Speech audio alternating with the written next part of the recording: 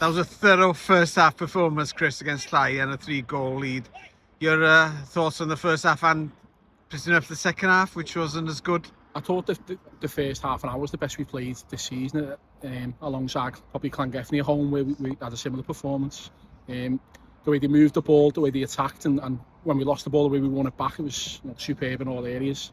3 really good goals, constant chances. We could have had a few more, so yeah, really good performance first half an hour. Obviously, when they got their goal, it takes the sting out a little bit, so it was about managing the game second half, but got a nice goal to finish it off near the end as well.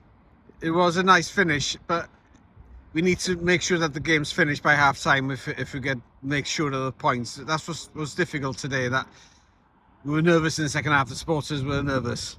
Yeah, I mean, when you start games the way we started today's game, obviously you can blow teams away, and that's what happened. And when it was 3-0, it could have literally been 5 or 6 the chances that we had as well. So it's about managing the game, and in the second half the lads have put that much effort in the first half, so obviously you're making substitutions and that, so we can take the sting out a little bit. But I've got to say, the way they defended again today, going back to Preston when we 2-0 away in a tough game, and then a clean sheet last week, and the way they defended today, the 2 Griffs and Ryan, the way they organised it, Cookie and goal, there's loads of positives there as well.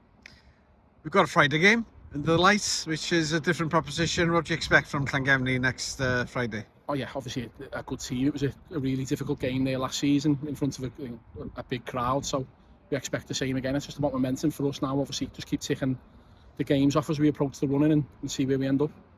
Diolch yn fawr, Chris. Cocktail.